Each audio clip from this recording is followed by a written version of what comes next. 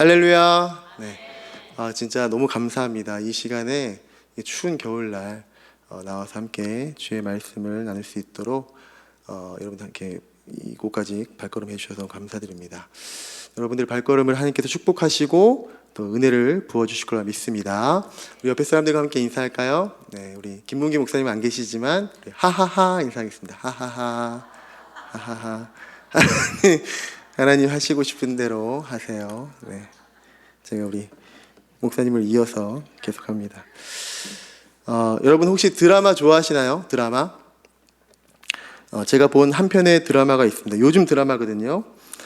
이 드라마를 시청한 많은 이 사람들이 인생 드라마라고 자기의 인생을 좀 이렇게 변화시킬 수 있을 만한 좀 이렇게 좋은 내용이 있는 드라마라고 아주 감동과 교훈이 있다고 이야기하는 드라마입니다. 아시는 분들도 계실 것 같은데 이 드라마는 바로 정신병동에도 아침이 와요라는 드라마입니다. 이게 이제 정규 KBS, SBS, MBC 이런 데서 하진 않고 넷플릭스라는 OTT라는 이 프로그램에서 하는 거라서 많이 보신 분이 없으실 수도 있겠다는 좀 생각이 드는데 젊은 분들은 많이 보셨을 것 같다는 생각이 들어요. 실제 간호사의 경험을 바탕으로 한 드라마인데 드라마의 주인공은 정다은이라는 이 간호사입니다. 이 주인공 정다은 간호사는 정신병동의 간호사였어요. 이 주인공은 장점이자 단점이 있었습니다. 그것은 환자 한 사람 한 사람에게 정말 진심을 다해, 최선을 다해, 모든 마음을 쏟아서 그가 치료받을 수 있도록 돕는다는 것이었는데, 그러니까 환자들에게는 천사와 같은 이제 아주 좋은 간호사죠. 그런데 이 동료들에게는 어땠을까요? 대학병원을 여러분들이 이제 잘 아시겠지만 수많은 환자들과 업무들이 굉장히 많다고 하죠. 그러니까 많은 환자들을 돌봐야 하고 또 쌓이고 또 쌓이는 업무를 감당하려면 이 안타까운 이야기지만 이 환자들에게는 최소한의 이 시간과 노력을 기울이고 쌓인 업무를 빨리빨리 감당해야 하는 분위기에서 우리 정신병동에도 아침이 와요라는 이 드라마의 주인공은 늘 동료들에게 이 핀잔을 받는 인물이었습니다. 여튼 그러던 중 이 주인공 정다은 간호사가 환자 김서환 씨를 만납니다. 김서환. 그 환자는 현실과 게임을 구분하지 못하는 망상장애를 가진 정신병 환자였습니다. 이 망상장애를 가진 이 김서환 환자는 정신병동에 입원한 이후 병원의 치료 과정을 잘 이수합니다. 또 이 주인공을 만나고 이 주인공의 진심 어린 간호로 치료를 잘 받고 정상적으로 퇴원을 할 수 있었어요. 김서환 환자가 이 망상장애 질환을 갖게 된 이유는 고시 공부를 하다가 극심한 스트레스, 남들과의 비교, 나는 공부하고 있는데 옆에 사람들은 합격해서 막 나가잖아요. 막 그런 것들에 대한 이 스트레스, 극심한 스트레스로 이 장애를 가지게 되었습니다. 퇴원 이후에도 다시 한번 해보겠다라고 하는 다짐을 가지고 이 고시 공부에 매달립니다. 그런데 또다시 극심한 스트레스가 찾아오죠. 그래서 다시 망상장애 증상이 나타납니다.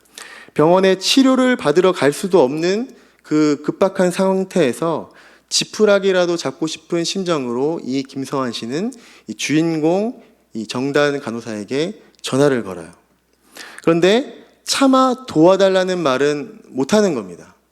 부끄럽고 그래서 잠깐 만날 수 있냐고, 차 한잔 마실 수 있냐라고 전화로 물었는데 다른 일에 정신이 팔려있던 이 주인공은 이 환자의 심각한 상황을 인지하지 못했고 결국 이 김서환 씨는 자신이 공부하던 그 학원 건물 옥상에서 뛰어내리는 투신 자살을 하고 맙니다. 그 사실을 알게 된 주인공은, 제가 너무 많이 스포를 하고 있죠. 혹시 보실 분들 죄송합니다. 네. 그 사실을 알게 된 주인공은 고인의 마지막 통화가 자신이었음을 알고서 큰 충격을 받는 거죠. 진심으로 이 환자를 대했고 이 환자가 치료를 받아서 이렇게 퇴원하는 모습을 너무 고마워하고 또 기뻐했기 때문에 그렇습니다. 그로 인해서 이 주인공 정다은 간호사는 우울 증세가 심해지고 결국 자신도 그 우울 증세 때문에 정신병동에 입원해야만 하는, 강제로 입원을 당해서 치료를 받아야 하는 처지가 돼버리는 거죠. 이 주인공은 입원 첫날부터 자신의 상태를 인정하지 못합니다. 퇴원시켜달라고 강하게 요청하죠. 자신은 정상이라고, 자신이 정신병동 간호사였는데, 나는 환자들을 치료하는 사람이었는데, 난 전문가인데 이게 뭐냐며 난동을 부리죠. 그렇게 한동안 자신의 상태를 부인하던 주인공은 결국 자신의 상태를 인정하면서 치료가 시작돼요. 그리고 얼마 지나지 않아서 퇴원하게 되고 이 복직을 하게 됩니다. 그런데 복직을 하게 된 후 동료들, 환자들로부터 위로와 포용을 받기보다는 오히려 심한 비난과 눈치를 받았습니다. 왜죠? 정신질환을 겪은, 강제 입원을 당한 심각한 상태였던 그 사람이 어떻게 간호사 일을 할 수 있겠느냐는 거죠. 그럼에도 주인공은 꿋꿋이 기존에 자신이 하던 대로 진정성 있고 진심 어린 태도로 간호사 업무를 하고, 그런 자세와 태도를 통해서 이 환자들과 또 동료들에게 인정을 받게 된다는 이런 드라마입니다. 저는 이 드라마를 보면서 참 많은 생각을 하게 되었어요. 환자의 아픔을 공감하고 진심으로 환자를 대하다 보니 결국 주인공이 환자와 같은 정신질환을 앓게 되고 환자와 같이 병원에 입원해서 치료를 받게 되는 모습, 또 그 환자의 입장에서 자신이 환자가 됐잖아요. 그러니까 환자의 입장에서 생각해주는 모습을 보면서 목사인 저는 과연 제게 맡겨진 한 영혼을 위해서 얼마나 진심을 다했는지, 얼마나 최선을 다했는지, 그 한 영혼을 바라보면서 대할 때 일로, 업무로 혹은 성과로 그 영혼들에게 다가가진 않았는지, 내 성공과 내가 받는 인정과 나의 영광을 위해 그 영혼들을 대하지는 않았는지 저는 참 보면서 많이 반성을 하게 된 드라마였던 것 같습니다. 그리고 우리 예수님이 떠올랐습니다. 성탄절이 얼마 남지 않았죠. 우리 예수님께서 이 땅에 피조물인 우리 육신의 몸을 입고 오셨다는 거죠. 그 이유가 무엇입니까? 우리를 너무 사랑하시기 때문에, 진심으로, 정말 모든 진정성을 다해서 우리를 사랑하시기에, 이 세상에 살아가는 우리의 아픔을 공감하시기에, 우리를 진심으로 대하셨기에 결국 우리와 같은 몸으로 이 땅에 오셨다는 것입니다. 여러분, 이 세상 역사에서 가장 불합리하고 모순적인 사건이 무엇입니까? 가장 억울하고 슬프고 가장 고통스러운 사건을 들라 하면 무엇이 있겠습니까? 그것은 바로 우리를 너무 사랑하셔서 우리 육신의 몸을 입고 오신, 이 하늘의 영광을 버리고 오신, 이 땅에 오신 예수님께서 십자가에 달려 돌아가신 사건입니다. 그렇다면 성육신하신 이 예수님의 십자가의 사건은 실패입니까? 성공입니까? 우연입니까? 하나님의 오래전부터 치밀하게 준비하신 계획입니까? 어리석은 일입니까? 아니면 지혜로운 일입니까? 성육신과 십자가 사건은 인류를 구원을 위한 하나님의 사랑의 핵심임을 믿으시길 주님의 이름으로 축원합니다. 이 엄청난 하나님의 사랑과 지혜와 능력의 결과물이 바로 성육신이고, 성육신하신 하나님의 아들, 하나님이신 예수님이 십자가에 달려 돌아가셨다는 사실입니다. 그렇다면 십자가 사건은 하나님께서 예수님을 버리신 사건인가요? 그렇지 않죠. 십자가 사건은 예수님이 어떤 분이신가를 가장 잘 드러내주시는 사건입니다. 예수님께서 이 땅에 오신 이유를 가장 명확하게 증명하는 사건이라고 할 수 있죠.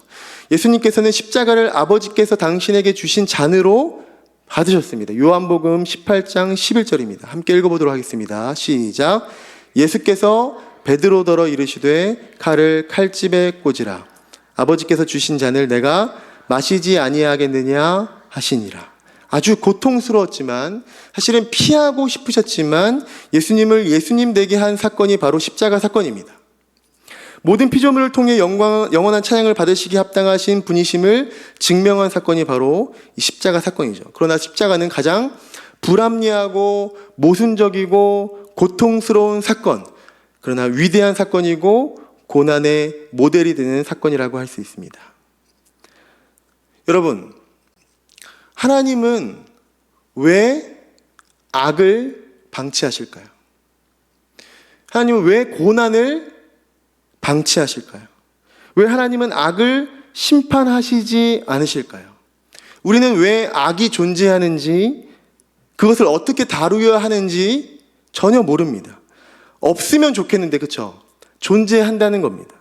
아무리 노력해도 우리 인간의 힘으로는 악을 없앨 수 없습니다. 그 어떤 노력도 무용지물입니다. 시간이 갈수록 오히려 악은 점점 더 왕성해지는 것만 같습니다. 안 그런가요? 근데 이것을 믿으셔야 됩니다. 여러분, 하나님은 악을 사용하실 수 있는 분이라는 사실을 말입니다. 하나님의 뜻을 이루어 가심을 믿으시기를 주님의 이름으로 축원합니다. 악을 사용하셔서 하나님의 뜻을 이루신다. 여러분 믿어지십니까? 그리고 마지막 날에는 반드시 그 악의 머리를 부수실 것입니다. 악을 사용하실 수 있는 전능하신 하나님. 그리고 마침내 그 악을 반드시 멸하신다는 것을 믿어야 한다는 거예요. 그래야만 이 악한 세상에서 우리가 낙심하지 않고 살아갈 수 있다는 것입니다. 성경을 보면 이스라엘 백성들이 가장 많이 했던 질문이 바로 이것입니다. 왜 하나님은 악을 심판하지 않으시는 것입니까? 왜 그들을 강하게 하시고 왜 우리가 하나님의 백성들이 핍박받게 하시는 것입니까? 왜 우리보다 더 악하고 하나님을 믿지도 않는 이방 민족들을 강하게 하셔서 왜 하나님의 백성들인 우리가 짓밟히게 하십니까? 여러분, 그 이유가 무엇이라고 생각하십니까? 그것은 그들은 단지 하나님의 막대기, 몽둥이, 도구일 뿐이라는 겁니다. 이사야 10장 5절입니다. 함께 읽어보겠습니다. 시작. 아수르 사람은 화 있을진저 그는 내 진노의 막대기요 그 손의 몽둥이는 내 분노라.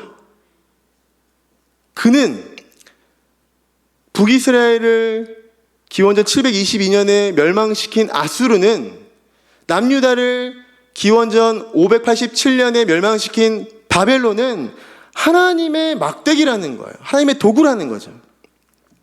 잠시 사용하실 분, 사용하신 후에는 반드시 어떻게 하신다고요? 그들도 심판하실 것이라는 겁니다. 그러나 이스라엘 백성들은, 그리고 현재를 살아가는 우리는 하나님께서 그러한 악한 세력들에 대해 잠시 사용하시기 위해 힘을 주셨을 뿐이라는 것을 착각하고 그들 스스로 계속해서 번성할 것이라고 오해하고는 하나님을 어떻게 하죠? 원망하는 거죠. 하나님은 어떻게 하죠? 불평한다는 겁니다. 그러니까 중요한 것은 무엇이라는 겁니까? 그 막대기, 그 도구를 바라보는 것이 아니라 그 막대기를 사용하시는 하나님을 바라보아야 한다는 것입니다. 따라서 악은 무엇인가요? 악은 하나님께서 사용하셔서, 그렇죠? 그 백성을 훈련시키는 도구일 뿐입니다. 하나님께서는 그 악을 자기 백성을 지혜롭고 강하게 하시기 위해 하나님의 백성답게, 하나님의 자녀답게, 영생을 소유한 자들답게 빚어내시기 위해 그 악을 사용하신다는 겁니다. 오늘 함께 살펴보고자 하는 욥기 42장은 욥의 마지막 결론 부분입니다. 욥기서는 총 42장으로 구성되어 있는데요. 욥기서 전체를 통해서 우리에게 전달하고자 하는 핵심 메시지는 도대체 고난의 이유는 무엇입니까? 입니다. 여러분, 고난의 이유가 무엇인가요? 고난의 이유는 하나님께서 부재하시기 때문에, 안 계시기 때문에 우리에게 고난이 찾아오는 것일까요? 혹은 하나님은 실수하시기 때문에, 그렇죠? 하나님이 뭔가 빠뜨리고 계시기 때문에 그런 건가요? 욥기는 고난에 대하여 깊은 통찰력을 주는 책입니다. 그러나 명쾌하거나 우리가 이해할 만한 대답으로 끝나지는 않습니다. 욥은 하나님께 질문합니다. 하나님, 도대체 이 고난은 어떤 의미가 있습니까? 왜 하나님께서는 이 고난을 허락하셨습니까? 그러한 질문에 하나님께서는 대답이 아닌 질문을 시작하십니다. 질문은 38장으로 시작합니다. 욥기서 38장에는 하나님은 인과율에, 그러니까 어떤 원인이 있기 때문에 이러한 고난이 있다, 결과가 있다, 이런 인과율에 매이는 분이 아니심을 질문을 통해 말씀하십니다. 고난 당하는 사람들에게는 반드시 죄가 있기 때문이라는 인과율을 주장하는 욥의 친구들, 반대로 나는 죄를 지은 것이 없기 때문에 내가 당하는 고난은 불합리한 것입니다. 하나님, 제발 이 고난을 거두어 가주십시오. 똑같은 이야기를 반대로 하고 있는 것뿐이에요. 욥의 친구들도 인과율 안에서 이야기를 하고 있고, 욥도 인과율, 나는 아무런 죄를 범하지 않는데 왜 내가 이런 고난을 당해야 합니까? 라고 이야기하고 있는 거죠. 그러니까 하나님은 인간이 정해놓은 그러한 인과율, 인간이 주장하는 그 하나님 개념에 조종당하시는 분이 아니심을 욥기서 38장에서 이야기하는 거예요. 고린도전서 1장 25절 함께 읽어보겠습니다. 시작. 하나님의 어리석음이 사람보다 지혜롭고 하나님의 약하심이 사람보다 강하니라. 믿으시면 아멘? 아멘입니다. 마치 피조물인 인간이 창조주인 하나님을 다 아는 것처럼 하나님의 영원하신 계획과 섭리 안에 있을 뿐인, 오늘 새벽 예배 때 찬송하였던 만왕의 왕 내 주께서의 가사처럼 이 벌레와 같은 우리 인간이 완전하신 하나님을 다 안다고 하는 것, 그러니까 내가 겪는 고난이 불합리하기에 하나님은 불합리하신 분이십니다라고 고백하는 것, 혹은 하나님은 내가 고난 당하시고 불합리한 것이기 때문에 하나님은 능력이 없으시거나 하나님은 우리를 상관하지 않으시는 분이라고, 혹은 나를 신경 쓰지 않는 분이라고, 나를 사랑하지 않으시고 눈 감고 계시고 졸고 계시고 심지어 하나님은 안 계신다고, 계시면 나와보라고 무지몽매한 목소리를 쏟아놓는 우리의 모습이 바로 욥의 모습이라는 거죠. 사랑하는 성도 여러분, 하나님의 어리석음이 사람보다 지혜로움을 여러분 믿으시기를 주님의 이름으로 축원합니다. 하나님의 약하심이 사람보다 강함을 믿으시기를 주님의 이름으로 축원합니다. 욥기 39장에서는 하찮은 미물이라 여겨지는 동물들도 먹이시고 입히시는 하나님의 능력과 지혜를 인간이 어떻게 다 이해할 수 있겠느냐라고 질문하십니다. 욥기서 40장에서는 선과 악을 다스리시는 하나님의 무언하시고 완전하신 지혜 앞에서의 인간의 불완전함에 대해서 말씀하시고, 욥기 41장에서는 교만한 것들의 왕이라 불리는 리워 야단처럼 도저히 정복할 수 없을 것만 같은 사탄의 세력과 혼란스러운 세상을 사용하시고 통제하시고 자신의 계획 안에서 이용하시는 분이 바로 하나님이심을 말씀하고 계십니다. 그래서 욥기서의 결론은 유한한 인간의 지혜와는 완전히 다른 무한하신 하나님의 완전한 지혜를 신뢰하고 하나님을 믿고 우리에게 주어진 고난을 잘 견뎌내야 한다는 것이 결론인 거죠. 이유를 따져 묻는 것보다 더 중요한 것은 아버지 하나님을 믿고 신뢰하는 그 관계가 중요하다는 것입니다. 자, 오늘 본문 욥기서 42장 2절을 함께 읽어보도록 하겠습니다. 시작. 주께서는 못하실 일이 없사오며 무슨 계획이든지 못 이루실 것이 없는 줄 아오니. 이 말은 이렇게 풀어서 말할 수 있을 것 같아요. 하나님은 못하실 것이 없으십니다. 하나님께는 불가능이 없다고 하는데 그 한계가 어디까지일까요? 우리 피조물인 인간의 지혜로는 전혀 이해할 수 없는 그 악을, 그 고난까지도 사용하셔서 하나님 아버지 당신의 뜻을 성취해 가신다라고 욥이 고백하고 있는 거죠. 우리가 당하는 모든 고난 속에는 하나님의 전능하심과 하나님의 의지와 하나님의 지혜가 녹아져 있다는 것을 우리는 기억해야 된다는 겁니다. 우리는 질문합니다. 고난을 당할 때 하나님이 과연 계시는지, 존재하시는지, 하나님은 능력이 부족한 것은 아니신지, 하나님은 사랑이 부족한 것은 아니신지 우리는 질문합니다. 고난을 당하면. 그러나 욥기서를 통해서 우리는 깨닫게 됩니다. 무엇입니까? 고난 속에도 하나님의 능력이 있다고, 고난 속에도 하나님의 사랑이 있다고, 고난 속에도 하나님의 계획이 있고, 따라서 고난은 실패가 아니라는 것입니다. 이 사실을 믿는다면 우리는 그 어떤 고난, 환난, 시련, 심지어 죽음 앞에서조차 두려워할 것이 없다는 거죠. 이것이 삼위 하나님을 믿는 우리 그리스도인들의 힘이고 능력이고 유익인 것입니다. 계속해서 욥기 42장 3절을 읽어보겠습니다. 시작. 무지한 말로 이치를 가리는 자가 누구니까? 나는 깨닫지도 못할 일을 말하였고 스스로 알 수도 없고 헤아리기도 어려운 일을 말하였나이다. 욥이 이렇게 말하는 거예요. 저는 지금까지 의미도 모르고 책임질 수도 없는 말을 쏟아놓았습니다 라고 고백하는 겁니다. 생각해 보시기 바랍니다. 우리는 하나님의 한계를 정해놓을 때가 많이 있다는 거예요. 대부분 그렇다는 거죠. 우리는 하나님의 한계를 정해놓고 시작합니다. 그리고 그것이 믿음이라고 착각합니다. 그런데 우리가 내가 정해놓은 그 한계에서 하나님이 빗나가실 때, 내 예측과 다르게 하나님께서 행동하실 때 우리는 하나님은 그럴 수 없는 분이라고 착각하고 우겨대고 이렇게 말하는 거죠. 나는 그런 하나님이라면 믿지 않겠다라는 거죠. 주님, 왜 사랑하는 사람이 죽어야 합니까? 왜 내가 병들어 고생해야 합니까? 가정을 위해, 교회를 위해, 나라를 위해 평생을 몸바쳐 헌신했건만 왜 내가 병들어 이렇게 고생해야 합니까? 왜 내가 실패해야 하는 겁니까? 잠 못 자고 먹을 거 못 먹고 아끼고 또 아끼며 살았는데 왜 내가 실패해야만 하는 겁니까? 왜 나한테 이러한 안 좋은 일들, 고난들이 닥치는 것입니까? 사랑하는 성도 여러분, 이렇게 질문하는 것이 바로 내가 정해놓은 한계 안에서 하나님을 재단하는 것이에요. 나의 틀, 나의 생각으로 하나님의 한계를 정해놓고 하나님은 이래야 돼라고 우리가 하나님께 강요하는 것입니다. 이스라엘 백성들이 바로 이렇게 하나님을 판단한 것입니다. 자신들은 선택받은 하나님의 백성들이라는 거죠.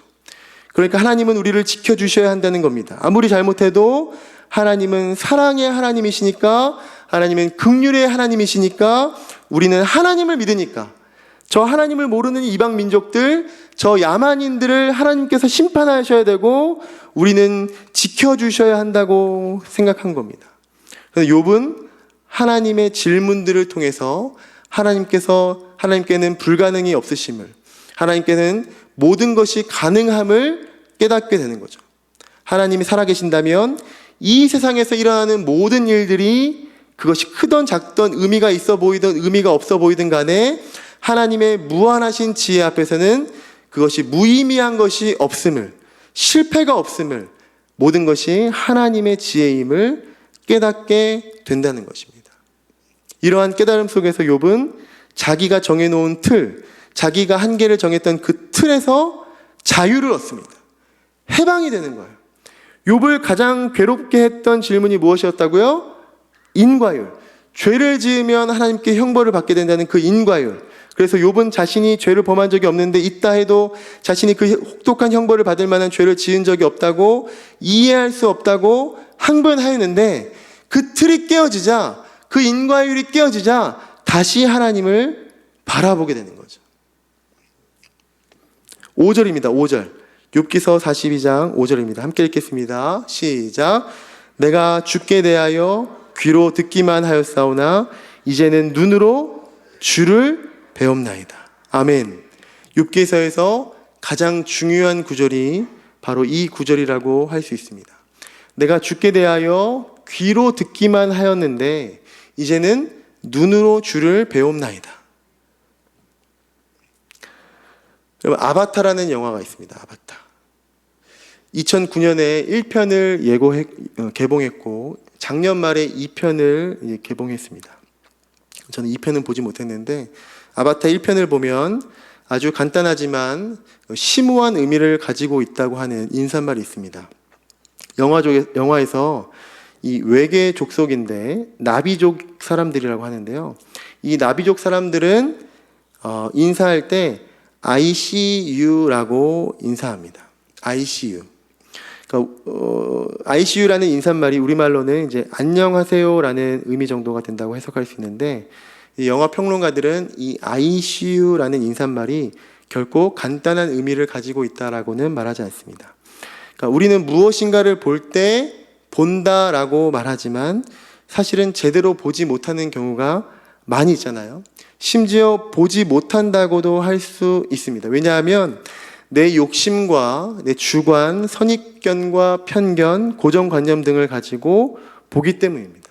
예를 들어서 의사는 환자를 볼 때 환자 그 사람을 보지 못하고 환자의 아픈 부위, 상처만 보죠. 학교 입시 면접에서 교사들은 학생들을 볼 때 학생을 보는 것이 아니라 그 학생의 성적만 봅니다. 기업체 면접에서도 면접관들은 사람을 보지 않죠. 그 응시자들의 스펙과 그 응시자의 시장 가치를 봅니다. 정치인들은 사람을 뭘로 보죠? 표로 보잖아요. 그러니까 누군가를 볼 때 그 사람 그 자체를 보지 않는다는 것. 대신 나의 필요와 욕구를 충족해주는 그 부분만을 보는 것입니다. 그러니까 사람마다 전략적인 선택을 하는 거죠. 나에게 필요한 것들만 취하는.